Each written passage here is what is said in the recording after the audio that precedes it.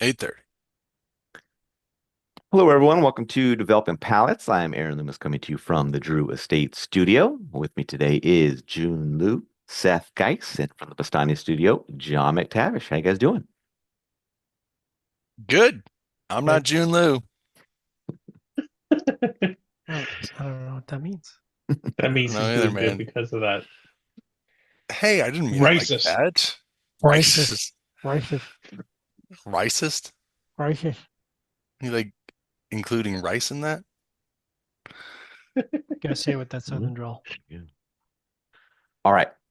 Today, we are talking about the Dunbarton Tobacco and Trust Sobremesa Solita Red.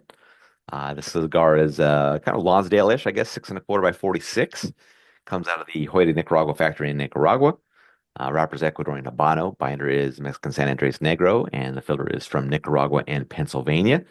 It is blended by Steve Saka. Price point is $17.95. Cigar was released in March of 2025.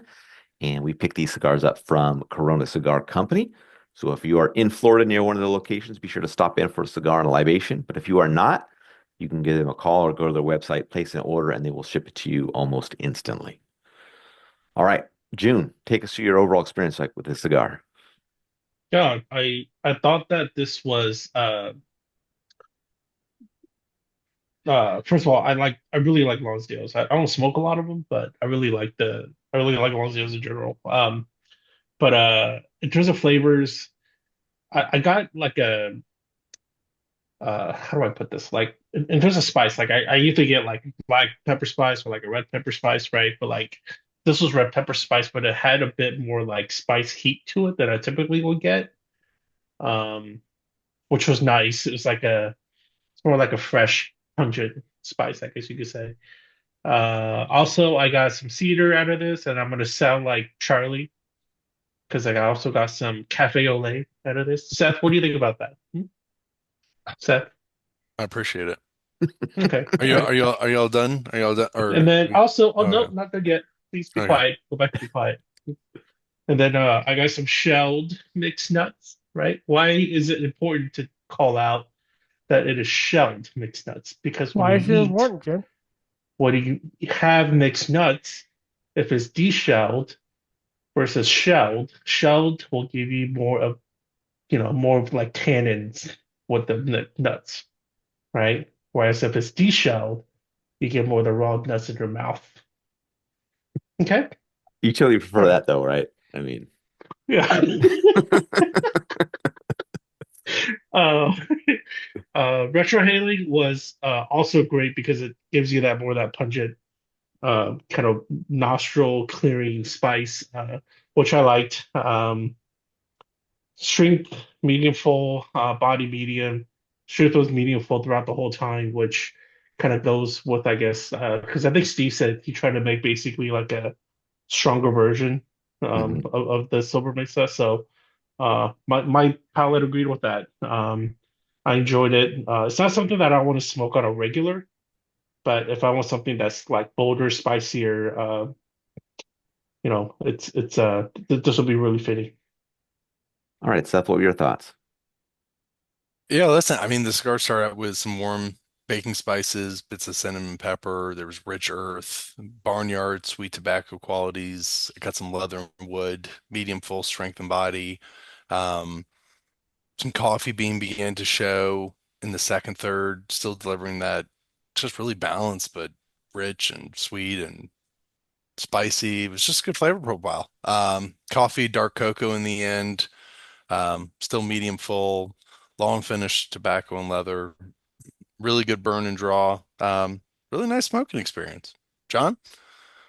So the funny thing about this cigar is when it started out, I'd say probably the first half inch, I kind of thought it was going to be a miss because like I got earth tobacco and sort of an earthy espresso on the finish as it started out and then red pepper flake, but like it was really muddled. And I was like, oh, this is not great. And then like basically the half inch mark, it all kind of clicked. And so like everything kind of came in to this to balance. Like none of the flavors were discordant. The red pepper flake, I agree with June. I think like it's almost like red pepper flake with a little bit of chili spice. So like it had zip to it, which was nice, but it wasn't like it was just enough to give you some zip without like laying it on your palate. And then I got some really nice chocolate and powdered cocoa, multi-sweet tobacco on the retrohale. And I'm like, oh, okay. And then the red pepper flake actually turned into peppercorn for me in the post draw. And then I got that sort of woody note in the center of the profile, mild vegetal in the finish, bread notes, which I associate more with the regular Sobremesa. And then the peppercorn kind of became a background note as it continued. So, started out a little harsh, and then once it settled in, really nice first third. Second third, a little bit more elegant with bread, baking spices, a little bit of tobacco and wood in the center. Red pepper flake came back and brought some cinnamon with it. Kind of really medium, just hair over medium. Really nice second third, and then last third started out nice, bread and wood, dry wood on the finish, baking spices in the post draw. And then I think sort of as it continued, the bread sort of fell away and the earth picked up. And as it did, it just kind of became a little flatter for me. So it's still pleasant, but that earth really kind of harshed what had been built up in the first two thirds. Burn was excellent, but weirdly, even though it's a Hoya stick, boy, oh boy, 61 inches of water on the draw, Wow. 61 on a Lonsdale. So she was a little snug. So I did find myself working at it on the draw, which is a bit of a drag and unusual. I definitely count that from Hoya as a I figure with all that water, it'd be pretty smooth, right? that's a lot of water. That's Hmm. too much. It's too much water. So, but yeah, no, this is good. I enjoyed it. Damn it, Steve, you've done it again. Curse you, Aaron. Yeah, for me, the cigar started with toasted cedar, earth, and some black pepper. Got a subdued candied cinnamon that joined in pretty quickly and then mellowed. Second, third saw the candied cinnamon depart, and the earth and the pepper both increased. Final third saw the earth become even with the toasted cedar up front, and some dustiness became present in the background, and then they increased a bit. I thought the cigar had a nice start. That candied cinnamon note was a great supporting note, but as it departed in the second, third, profile came pretty average and then kind of remained that way the rest of the way. Um, this one just doesn't quite live up to the original Sobremesa Solita line. Um, I don't know that I'd return to this with any real frequency. I might smoke another one just based on your guys's how much you guys liked it, but it just really didn't do it for me. All right, getting into the scores, we're going to start at the top. Jiunn and Seth both gave it a 6.82. John gave it a 6.52, and I gave it a 5.95. So, Jiunn, how'd that 6.82 match up for you? Um, really well. It was nice and strong, but good flavors. I think this is probably the strongest Dunbarton cigar that I've had. Um, but honestly, I'd rather have him bring back the old Cervante Finos. Oh, so elegant. All Yeah. right, Seth, 6.82.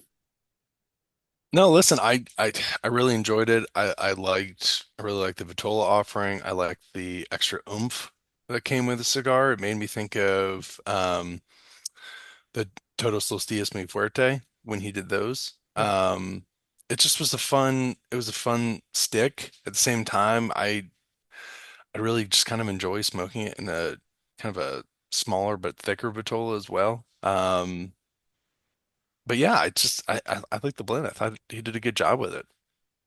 All right, John, 6.52. Yeah, it's a little low. And I think that's really attributed to the draw. So like in my head, it is up at the 6/8 with everybody else. And I agree with a lot of comments that are being made. I kind of struggle to see where it fits in the Sober Mesa line because I feel like it's more in the Todos Los Dias line where it's a lot more intense than the regular Sober Mesas, which are a lot more sophisticated is maybe the word I'm looking for. And this is a lot rawer and a lot more intense, but it's really nice. I mean, it's a really nice format. It's really nice smoke. So yeah, yeah, yeah. Yeah, my 5.95 matches up well. Above average flavor profile, really good construction. Just a little knock on the draw, just being a little bit snug. Otherwise, I'd be like right on 6.1. So, it's kind of like on that verge of like whether I'd want to smoke it again or not, but it's probably going to lean towards not. Just because there's other offerings that I'd go for from the portfolio. So, any final thoughts from you guys on this cigar? Did you like the Todos Los Dias line, Aaron? I don't think I was a huge fan. I don't think you were. I really like the original Sobremesa, which is now Sobremesa Solita. So Yeah. that's my favorite cigar from Dunbarton. But mi Caritas are really good as well. So Yeah. yeah. Uh, I agree with you. And the Cervantes Venus size was, and the what was the Churchill called? Churchill had a special name. Elegante and Cedros, I think. Yeah, that was Yeah. nice too. If you had the Yeah. time for it, because that Yeah. was almost a You, 3 hour smoke. you know what's interesting about the Mi Carita? It's like a Toro-ish one. I think it was called like something Largo. Hmm. Was it Might have Ancho been Largo? Corona Something Yeah, Largo. like Angelo Largo. like And Ancho Largo. Largo. Yeah. I've given that to my whiskey buddies that are getting into cigars. So like originally when they're like, "Oh, get a cigar," you give them a bunch of bullshit, right? And I'm not going to name names because we're not here to hurt feelings, you know. But eventually, if they kind of like get the flavors, right, start talking about it, and I give them one of those Mi Queridas, and they love that stuff. So it's really interesting how, like, um, I thought that was just interesting that the whiskey guys that are like total whiskey geeks, that wants to get into cigars, and when they eventually, when they've kind of stepped up to this kind of a cigar and to take this kind of a palate, and they smoke it, they really enjoy it. Which I found out, like, I had like three different cigar guys, guys that whiskey guys that turned into cigars, uh, had that Make Carita, and they all really loved it. They'll be like, "Oh my God, I ever smoked something like this?" And I was like, Yeah. "Well, because you're probably smoking fucking fake Cubans all your life." Yeah, not to turn into a Steve Saka ass kissing contest, but I think what he Oh, was does that ass well. kissing? Should I shit No, no, on it? no, no. I'm Should we I'm shit on saying it what real I'm about quick? to say. What I'm about to say. I think what he does really well is all of his cigars are really balanced, right? Like he doesn't have anything that blows your head off. Even the profile is not super crazy in the palate. It's all pretty restrained. And even this, which was certainly a lot punchier than the regular Sobremesa, it was still sophisticated. Like I could give this to a regular cigar smoker. It's not going to blow his head off. So yeah, Yeah, so like early on with the Sober Mesa, he had come out with I think two Vitolas that were supposed to be amped up versions as well. We had that short yeah, Churchill, yeah. and that was Oh yeah, amazing. That was an amazing That was cigar as amazing. well. So that was under some. That was like a store exclusive. No, no, no, no. Well, no, No, I just killed it because I think it was too expensive to produce. yeah, but hmm. Yep. yeah. All right. Wherever you catch this video, be sure to like and subscribe and check out the full written review on the website, developingpalace.com. Follow us on all the social media channels, and you can catch all of our review recaps on podcasts, so iTunes, Google Play, and Podbean. Thank you for tuning in. We will catch you on the next one. So later.